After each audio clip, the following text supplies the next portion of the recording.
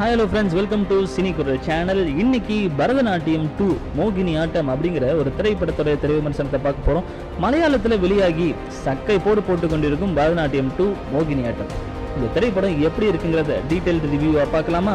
பரதன் நாயரின் மறைவுக்கு பின்னர் அவரது மகனான சசிதரன், ருக்மணி மற்றும் அவரது மகனின் எதிர்காலத்தை பாதுகாக்கும் முயற்சிக்காக தனது குடும்பத்துடன் ஸ்ரீ கண்டபுரத்திற்கு பயணிக்கிறார்கள் எல்லாரும்.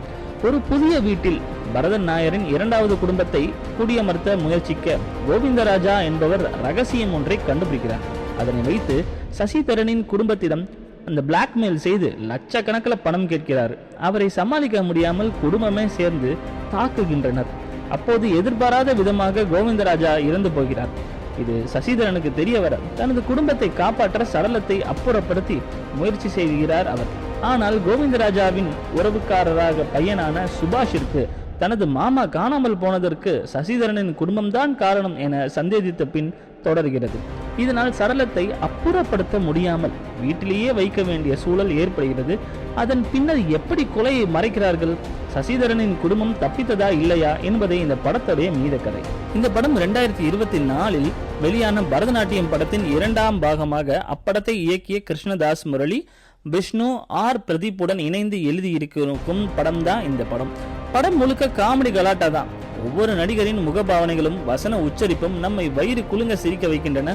புராண கதையின் ராமர் மிக்சர் சாப்பிட்டார் என்ற சூரஜ் மற்றும் காட்சி அந்த பிளாஸ்டா இருந்துச்சு. அந்த காமெடி செக்மெண்ட்லாம் ஆரம்பத்தில் வசனங்கள் பேசி வில்லத்தனம் காட்டும் சூரஜ் கொல்லப்பட்ட பின் சரளமாக நடித்து சிரிக்க வைக்கிறார்.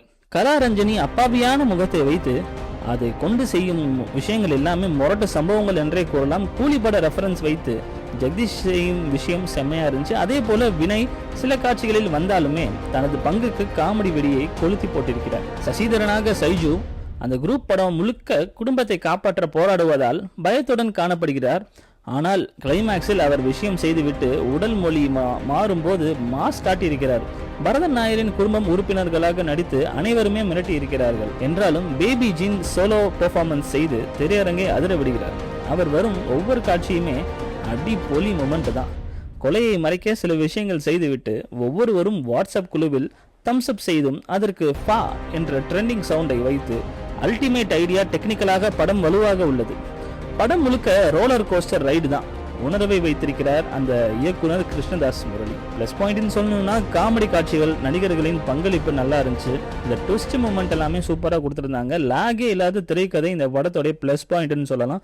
மைனஸ் பாயிண்ட்னு இந்த படத்தில் எனக்கு தெரிஞ்சு ஒன்றுமே இல்லை. மொத்தத்தில் இந்த பரதநாட்டியம் 2 மோகினி ஆட்டம் காமெடியில் சிறந்த அரங்கேற்றம் செய்துள்ளது. கண்டிப்பாக குடும்பத்துடன் ரசிக்க வேண்டிய படம் தான். நம்ம சேனலில் இந்த படத்துக்கு கொடுக்கக்கூடிய ஸ்கோர் 3.5/5. Keep support. நன்றி, வணக்கம். நம்ம சேனலுக்கு சப்போர்ட் பண்ணுங்க. சப்ஸ்கிரைப் பண்ணாதவங்க சப்ஸ்கிரைப் பண்ணிடுங்க. நன்றி.